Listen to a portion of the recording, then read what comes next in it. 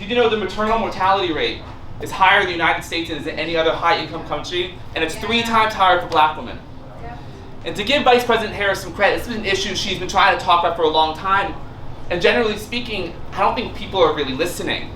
And I think it's because something to do with being labeled a woman's issue. But to quote the Vice President, whenever she's asked about addressing women's issues, she says, "I'm so glad you want to talk about the economy." So you know what? I feel a rant coming on, so buckle up. When we gender issues, we allow people to disregard them as niche or identity politics, less valuable than bread and butter, kitchen table economic issues that reporters are so obsessed with talking to people at diners in Ohio about. You know, the issues that real Americans care about, the ones who watch Yellowstone and think the Olive Garden is too ethnic. Because when it comes to politics, the golden rule is, it's the economy, stupid. Okay, well, we can't talk about the economy without talking about the drastic fallout of Roe versus Wade. 14 states have banned abortion, 10 have vastly restricted it. The economic fallout largely falling on working class women and birthing people forced to travel across state lines, take time off work, find childcare for their actual living children. Do you know childcare on average costs $10,000 to the average American family? That's insane. Republicans care all about life when it's a bunch of cells in a woman's uterus, but then when it's an actual being, a baby, they're like, "Oh, I guess give it a gun in the Bible, maybe it'll win the Hunger Games." I don't know. Maybe I'll be in its favor. Who knows? You know, the Democrats, they tried, when they were trying to pass Biden's Build Back Better Act, there was one West Virginia Democrat that stood in the way of the family portion of Biden's plan.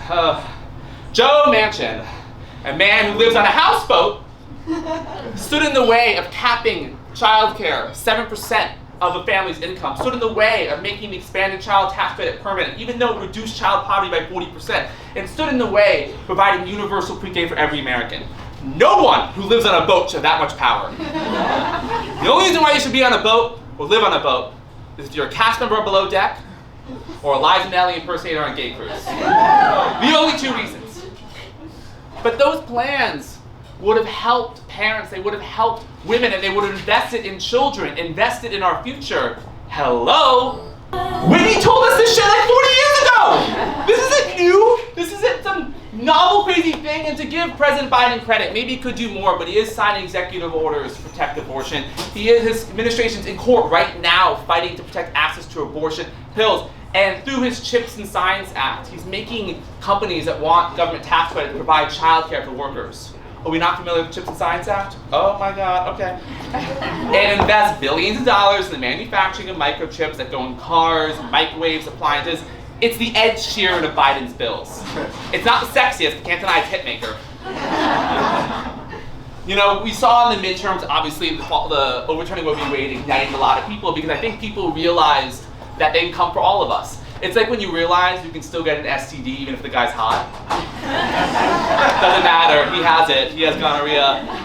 The Supreme Court, like STDs, will impact us all. We shouldn't have to rely on catastrophic Supreme Court decisions to ignite people to vote. And because of our failure of protecting and the failure of investments, we have lost so many talented women. I'm talking all women, cis, trans, all women. I wish empathy was enough. I wish people, men in particular, cared enough about issues that they believe don't directly impact them. And I wish that Angela Bassett won an Oscar already! Like, what the hell? I don't want to hate on Jamie Lee Curtis, but like, I know she should have won it for love to have to do with it, but like, and I know this is a very specific problem, a specific person, but it's an important problem about an important woman. Angela Bassett's good for the economy, so there you go. Justice for Angela. So, look, when your dad or your drunk uncle or that frat boy you went to school with who works at Goldman, his name's probably Preston or Wesley, I don't know.